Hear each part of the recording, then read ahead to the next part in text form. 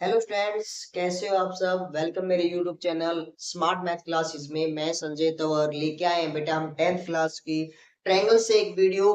Dear triangle, हमने अभी तक 5 चैप्टर सोल्व कर चुके हैं, एमसीक्यू कंप्लीट कर चुके हैं, उनके सेशन रिवीजन भी कर चुके हैं। अब है बेटा हमारा जो नेक्स्ट चैप्टर है हमारा ट्रायंगल्स। बहुत से बच्चे के कमेंट भी आ रहे थे कि सर ट्रायंगल्स के ऊपर वीडियो बनाओ, तो आज बेटा हम ट्रायंगल्स पे वीडियो लेके आए हैं। तो डियर ट्रायंगल्स की बात करें तो सबसे पहले हमें एक छोटी सी दो बातें पे ध्यान देना चाहिए। एक होता है सिमिलर, एक होता है कोंग्रुएंट। डियर, हम दो शेप को कोंग्रुएंट कब कहेंगे या दो शेप को सिमिलर कब कहेंगे? तो डियर, जब भी दो शेप के अगर कंपेयर करो कि बिल्कुल एरिया भी सेम हो, साइज भी सेम हो और एरिया भी सेम हो, साइज भी सेम हो, तो हम उनको क्या कहेंगे कि बोथ आर कोंग्रुएंट। अगर बेटा आप उनका शेप सेम हो लेकिन एरिया सेम नहीं है, तो हम उनको क्या कहेंगे बेटा, दोनों वो कैसी होंगी, सिमिलर होंगी। आइए आप कुछ क्वेश्चंस के माध्यम से पढ़ते हैं। बाकी जब हम इस वीडियो को इस चैप्टर को जब डीपली पढ़ेंगे, स्टार्ट करेंगे, तो उसमें फिर डिप एक एक बात को वेरीफाई भी करेंगे और प्रूफ भी करेंगे, बहुत सारे क्वेश्चन को सोल्व भी करेंगे। आज हम एमसीक्यू के लिए लेके आए, एमसीक्यू पे फोकस करते हैं। आइए बेटा, तो पहला क्वेश्चन है हमारा ट्रायंगल एबीसी और ट्रायंगल डीईएफ, जिसके अंदर हमें गिवन है बेटा एंगल बी किसके बराबर है, ई के बराबर है, एफ किसके बराबर, सी के बराबर है। मींस बेटा एक बात ध्यान रखना, जब भी ट्रायंगल सिमिलर होती है तो डियर दो बातें हमेशा याद रखना। अगर ट्रायंगल कोंग्रुएंट है,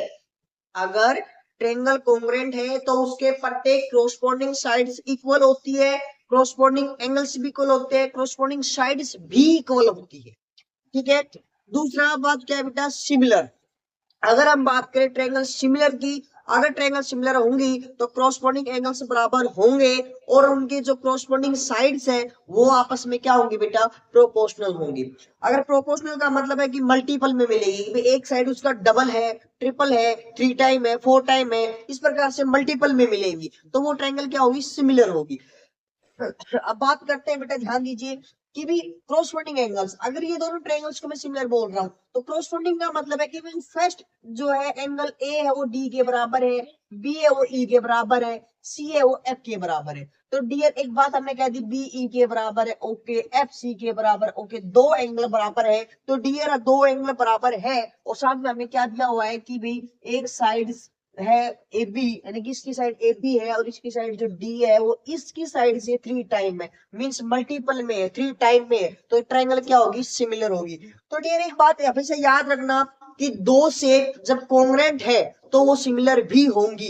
एवरी कॉन्ग्रुएंट शेप क्या होगी बेटा, सिमिलर भी होगी, but every similar shape never भी, मतलब मे और मे नॉट भी कॉन्ग्रुएंट, यानी कि जरूरी नहीं है वो कॉन्ग्रुएंट है या नहीं है। क्लियर है। तो डियर हम बात करते हैं कि भी हमारे पास यहाँ पे ट्रायंगल क्या होगी, सिमिलर होगी। अगर यहाँ पे दोनों ये इक्वल होती बेटा ए बी डी के बराबर, तो शायद मैं कह सकता था कि भी कॉन्ग्रुएंट है, लेकिन अब यहाँ पे इसकी वजह से क्या नहीं कह सकता, मैं कॉन्ग्रुएंट नहीं कह सकता। तो कॉन्ग्रुएंट नहीं कह सकता तो ये बात देखो, ये बात कभी ट्रूथ नहीं होती, इस बात को तो हमेशा रिजेक्ट कर दिया करो कि भी कॉन्ग्रुएंट है सिमिलर नहीं है, क्योंकि जो कॉन्ग्रुएंट होगी वो सिमिलर भी होगी। अब यहाँ बात करें सिमिलर है लेकिन कॉन्ग्रुएंट नहीं है, हाँ ये बात सही है हमारी, जो बी ऑप्शन है वो सिमिलर है हमारी ट्रायंगल, लेकिन वो कॉन्ग्रुएंट नहीं है। क्यों नहीं है? अगर सिमिलर कॉन्ग्रुएंट होती तो यहाँ पे A B is equal to D E आती बेटा, तो यहाँ पे क्या है, 3 टाइम है, दैट मींस मल्टीपल में है, प्रोपोर्शनल है, तो हम क्या कह देंगे, सिमिलर है बट नॉट कॉन्ग्रुएंट। क्लियर है। नेक्स्ट क्वेश्चन की तरफ बढ़ते हैं। अब आगे बोल रहा है कि दोनों ट्रायंगल हमारे पास सिमिलर है, ऐसा आपको गिवन है, डायग्राम में दे रखा है, विच सिमिलरिटी क्राइटेरिया यूज, यानी कि बोल रहा है किस क्राइटेरिया की वजह से ये दोनों सिमिलर है, हमें रीजन देना है। तो डियर एक बात ध्यान से सुनना, ट्रायंगल स्टार्टिंग नेमिंग से करते हैं हमने एम एन एल, देखो ध्यान से, M L sorry M N L, या इधर से फिर ये दूसरी बात कर रहे हैं बेटा क्यू पी आर, यानी कि दोनों यहाँ भी 70 एंगल से, यहाँ भी 70, ओके। अब कह रहे हैं बेटा देखो दो साइड्स का यूज किया गया है, एक एंगल का यूज किया गया है, दो साइड्स 2.5 का क्या है बेटा, ये डबल, डबल है ना 5, और 5 का डबल क्या है 10, और बीच का एक एंगल इक्वल है, इसका मतलब दो साइड प्रोपोर्शनल है, एक एंगल बराबर है, इसका मतलब हमारा जो ऑप्शन है, देखो ये तो इसका मतलब होता है तीनों साइड प्रोपोर्शनल होना, ये इसका मतलब होता है तीनों क्रॉसपोंडिंग एंगल इक्वल होना, इसका मतलब है दो साइड प्रोपोर्शनल होना और उनके एक एंगल इक्वल होना। तो हमारे पास जो सी ऑप्शन है वो क्या होगा, बिल्कुल सही ऑप्शन होगा कि दो साइड प्रोपोर्शनल है और एक एंगल क्रॉसपोंडिंग बराबर है। क्लियर है। अब ट्रायंगल की बात करें, triangle ABC, triangle Q R P R similar, की भी दो ट्रायंगल सिमिलर है, विच सिमिलरिटी क्राइटेरिया इज यूज, की भी इनमें से कौन सी, ध्यान से देखिए। अगर हम बात करें बेटा, सारे साइड दे रखे, एंगल का कोई रोल ही नहीं है, साइड प्रोपोर्शनल है या नहीं देखते हैं। टू का यहाँ पे ध्यान दीजिए एक बार, 2 का डबल भी दिया हुआ है, 2.5 का डबल 5, 3 का डबल 6, इसका मतलब हमारे पास क्या होगी कि जितनी साइड्स है उन सभी का डबल दिया हुआ है, क्रॉस प्रोपोर्शनल दिया हुआ है, इसका मतलब ऑल साइड्स है। जो ऑप्शन है वो क्या होगा बेटा, ट्रिपल एस, यानी कि साइड्स क्या हमारी प्रोपोर्शनल है, उस वजह से जो दोनों ट्रायंगल है वो क्या है, सिमिलर है। क्लियर है। नेक्स्ट क्वेश्चन की तरफ बढ़ते हैं बेटा। अब नेक्स्ट क्वेश्चन बोल रहे ट्रायंगल एबीसी डीईएफ सिमिलर है, ऐसा आपको दे रखा है बेटा, विच सिमिलर क्राइटेरिया, क्राइटेरिया बताना है हमें इन दोनों ट्रायंगल में। ध्यान से देखिए बेटा, ध्यान से देखिए, इसमें हमारे पास किसी भी साइड का यूज नहीं किया गया, सिर्फ एंगल का यूज किया गया। यहाँ पे 30, यहाँ 30, 60, 60। और डियर एक बात आपको पता है कि थर्ड एंगल हमें अगर फाइंड कर सकते हैं ट्रायंगल के अंदर, जब दो एंगल दे रखे हो, कैसे, सम प्रॉपर्टी रूल लगा के भी तीनों ट्रायंगल के तीनों एंगल का सम 180 होता है, और इनको क्या कर 180 में से दोनों को माइनस कर देंगे तो ये कितना आ गया बेटा 90, और ये भी कितना आ जाएगा बेटा 90। अगर हम बात करें तीनों हमारे कोरस्पोंडिंग एंगल बराबर है, तो इसका मतलब जो ट्रिपल ए है उस क्राइटेरिया की वजह से हमारे क्या हो जाएगी, ट्रायंगल सिमिलर हो जाएगी। ठीक है बेटा। अगर हम बात करें, हमारे पास जो ऑप्शन सी है वो हमारा करेक्ट ऑप्शन होगा। क्लियर है। नेक्स्ट की बात करें बेटा, in figure AP parallel Q R, की भी एपी एक डायग्राम दिया हुआ है, एपी है वो क्यू आर के पैरेलल है, और हमें दिया हुआ है AP equal to 3, AP equal to 3, और क्यू आर की वैल्यू दे रखी है 9, और बोल रहा है पी आर कंप्लीट की वैल्यू दे रखी है 6, और लेंथ ऑफ द पी क्या होगी, लेंथ हमें निकालनी है। क्लियर। लेकिन ध्यान दीजिए बेटा एक बार, हमें पैरेलल दे रखी है, तो अगर हम बात करें कि पैरेलल दे रखी है तो ये एंगल इस एंगल के बराबर होगा। क्यों होगा, क्योंकि ये अल्टरनेट सॉरी कोरस्पोंडिंग एंगल्स होगा, कि हमें पता है दो लाइन पैरेलल है और ये जो एंगल है वो इस एंगल के बराबर होगा। क्यों, क्योंकि ये कोरस्पोंडिंग एंगल्स है, और ये एंगल इसके बराबर है, और पी जो एंगल है वो दोनों में कॉमन है। तो ध्यान दीजिए ट्रायंगल पी ए बी में, पी क्यू आर में, दोनों के अंदर जो कोरस्पोंडिंग एंगल्स है वो हमारी क्या मिल गई बेटा, इक्वल मिल गए। इसका मतलब हम जो triangle P A B similar बोल सकते हैं ट्रायंगल पी क्यू आर के। तो इसका मतलब हमारी जो साइड्स है वो क्या होंगी, प्रोपोर्शनल होंगी। तो डियर हम बात करें, देखो साइड्स प्रोपोर्शनल मतलब पी ए, तो पी ए का रेशो पीबी के बराबर के साथ, और एबी का रेशो क्यू आर के साथ, और बेटा पीबी का रेशो पी आर के साथ। तो ध्यान दीजिए एपी हमें कितना दिया हुआ है, 3 दिया हुआ है बेटा, 3 दिया हुआ है, अपॉन में क्यू आर हमें 9 दिया हुआ है, इक्वल टू पीबी हमें फाइंड करनी है बेटा, अपॉन में पी आर हमें 6 दिया हुआ है। इससे कैंसिल कर दिया बेटा, ये कितना आ जाएगा 3 पे, और 3 से ये कैंसिल 2 पे, क्रॉस मल्टीप्लाई करेंगे तो बेटा पीबी की वैल्यू क्या आ गई, 2 सेंटीमीटर। यानी कि हमारे पास जो ऑप्शन सी है वो क्या होगा, करेक्ट होगा, कि जो एक हमारी वैल्यू पीपी एपीपी की वैल्यू क्या होगी, 2 होगी। क्लियर है। देखिए नेक्स्ट क्वेश्चन की तरफ बढ़ते हैं हम।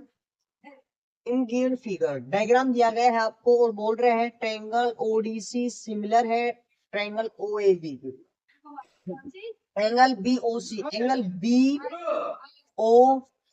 हमें दे रखे बेटा 100 डिग्री, और ओ डी सी दे रखा है बेटा 60 डिग्री। देन हमें उस केस में क्या बताना है, एंगल ओ ए बी ये एंगल बताना है। तो डियर एक बात ध्यान से सुनना, क्या है कई बार इस क्वेश्चन में ना बहुत से बच्चे मार खा जाते हैं।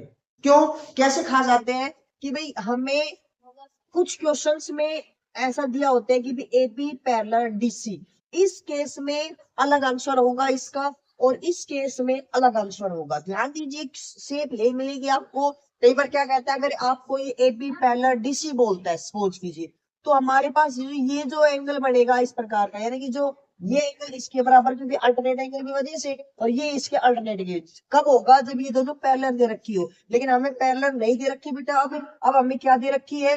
अब हमें ट्रायंगल ओडीसी सिमिलर दे रखी है। तो एक बात बताई थी डियर, जब भी दो ट्रायंगल सिमिलर दे दे, जब भी दो ट्रायंगल सिमिलर दे दे, उस केस में हमने क्या करना है? क्रॉसपोंडिंग जो एंगल्स है वो हमारे इक्वल होते हैं। तो मींस एंगल ओ इसके बराबर, वैसे आपको पता है वर्टिकल अपोजिट एंगल भी है।